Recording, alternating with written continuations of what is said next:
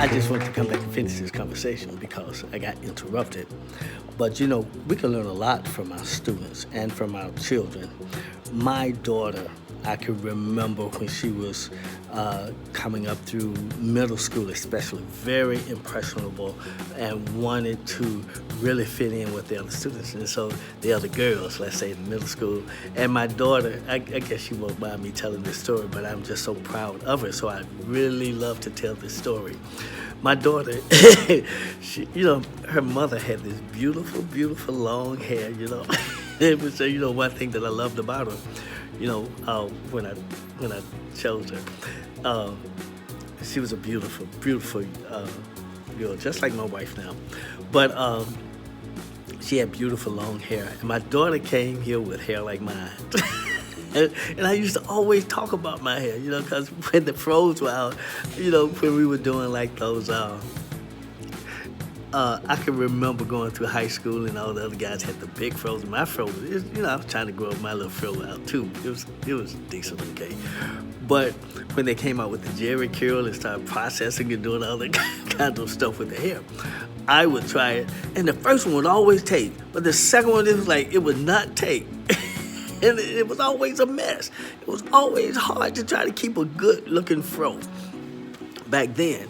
So I always would say, when my daughter came along, oh my goodness, she got my hair. Because, when she first started, it would perm real good. And then the second one seemed like I would watch. I never said anything about it, but I watched her and she was just having a hard time with her hair and getting it like the other girls. The other girls would just come to school with their little hair and they'd just be slinging their little permed hair and stuff. And my baby was just having a hard time with it. And I don't guess her mother, knew exactly what to do because mom didn't have that problem. But she had daddy's hair. And one day she just got so frustrated. She was my heart, and she was just so frustrated. And I felt her frustration. And she just came in one day, and the next thing I saw, she had just cut it all off. She cut it all down. It was about this long. And she had an itty bitty fro. And she was trying to work with it. And it just, she cut all that old growth perm. I guess she was cutting all the old perm out. And she had been watching these videos on YouTube. And these girls were, really showing you how to take care of natural hair, natural beauty and what have you. And I saw her getting into it. And she started just taking care of her hair in a different way. And she found out that her hair really loves water.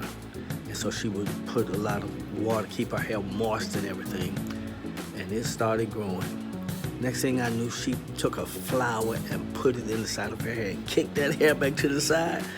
And it was like, oh my goodness, how her beauty just popped. And not only was it beautiful, her confidence just picked up and she just smiled. And I just said, oh baby, you're so beautiful.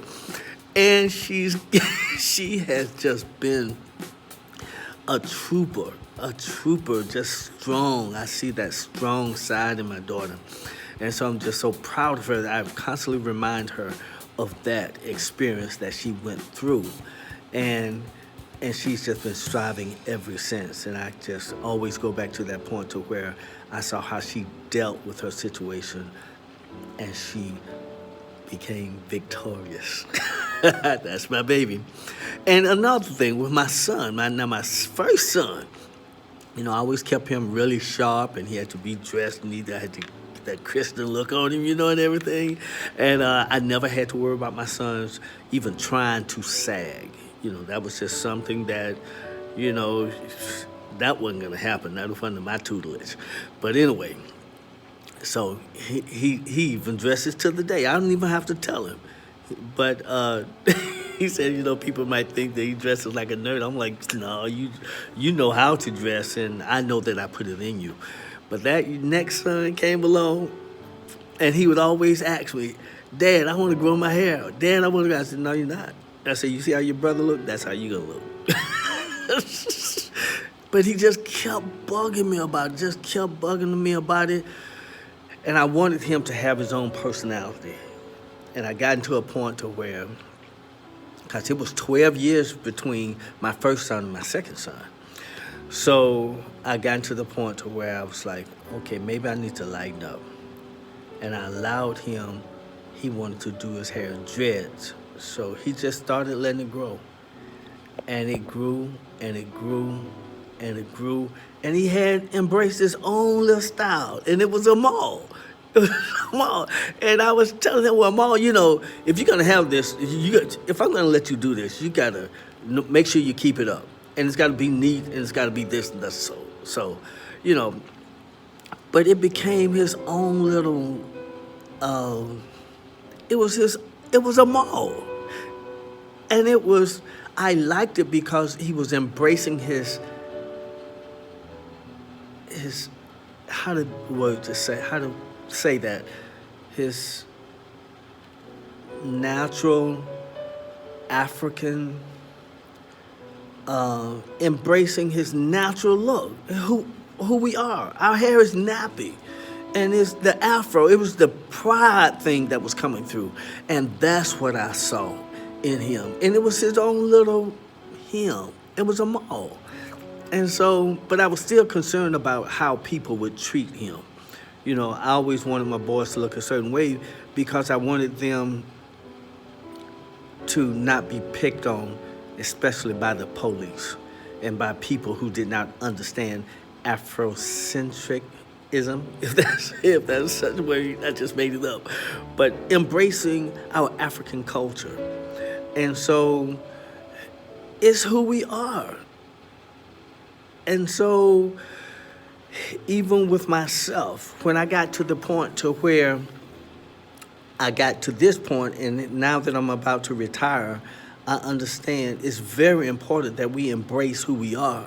Who says that we have to look a certain way? Even when the guys started wearing baggy pants, I didn't have a problem with the baggy pants. I had a problem with them showing their behind. Okay, let me get control because I can get loose. Okay, but showing their behinds the way, you know, it was depicting them. So, because in actuality, I thought that, you know, baggy pants, and when we wear the African dashikis, you know, it's baggy, it's loose, it's comfortable. And the baggy pants are comfortable. I mean, you know, the baggy pants help them to cover themselves when they need to. I can remember going to church and my dad we would go to church and having that Sunday suit, and you know, you'd be 10 years old, 10, 11, 12 years old, and you know, things happen in your body, you can't hide them. So I realized, oh, that's the reason why men wear suits. We have to wear that coat, you know, sometimes. And this is when I understood the need of the coat, the coat suit to cover the man, because sometimes you can't, you know, we're all built differently. And so we want to cover ourselves or what have you, you know, to keep, you know, things unexposed, but, and have a certain amount of decency and what have you. But this is where I realized, you know, the guys wearing the baggy t-shirt over your body, this is, if you look into other cultures, usually they have something like, you know, the men wear the covering over, you know. I love that king look, well, the point I'm making here is that learning to embrace who we are and to love ourselves. Who said that we had to look a certain way? We are people here in this culture that we're having to find ourselves, because we have to remember and forgive ourselves for any failure or any situation we find ourselves in that we're discovering. It's because we were cut off from our roots. And so we don't have to apologize to anyone and try to meet the standards that other people have set for us. We have the right now to seek, get out and rebuild the way you want to rebuild. And if we can reach back to our roots and find some good nuggets that we can bring into our generations now, into our life right now, I say you have the license to do so.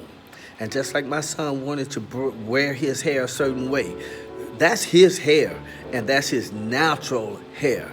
Who am I to say that you have to look this way in order to meet the demands of our oppressors and the standards that they have set? We can set our new standards. You know, we can embrace our own beauty. We can change and do what we want to do. That's the reason why when I see these young men, they're doing when they brought in the brush and stuff, I said, oh, I like that. That's them creating. And when the black man brought in rap, at first I didn't like it. But you know what? I realized I love it now. Why? Because they're speaking, and these guys are good. They can come off the top of their head. I can't do that. Well, I could if I tried maybe. But come off the top of your head and create a total new hip-hop industry, talent, gift. We weren't doing that before, but in a way you kind of think of it, it's poetry. It's poetry. And these brothers are good at it. They're good at it. We need to start embracing the greatness that the new generation is bringing in and freeing up our minds to think and to go back and embrace who we are, because we're full of talent, full of gifts, full of beauty. Okay, so I just had to come back and finish this video because it's just incomplete without those stories, you know, even from my family and where I am today. I'm turning over a new page in life now, and with the Black Lives Matters and with the changing of things, the shifting of things in our community, in the country, it's almost like a new start, a new embrace, a new love. And it almost seems like there's a possibility for it to be universal. In other words, that dream that King once spoke of, the dream that he had when one day when black men, white men, all nationalities would be able to sit down at the table of brotherhood. Isn't that where we're going? Isn't that the dream? And did it necessarily take George Floyd's life to open the eyes of many?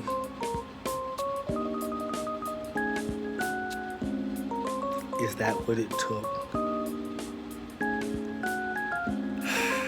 Well, I don't have an answer, because I would not want my life to have something like that to have to happen to me in order for people to change. But praying that God's will take place in our lives. Maybe we're looking now toward a brighter future. We're not finished, but maybe it's another good start to make a difference. Peace. Please help us to expand our audience. Don't forget to like, comment, and share this video. Hello family, this is Mr. E. If you would like to support the works of Mr. E or any of Ezel's productions, you may make your donations at Cash App. You will use $EKUFIE,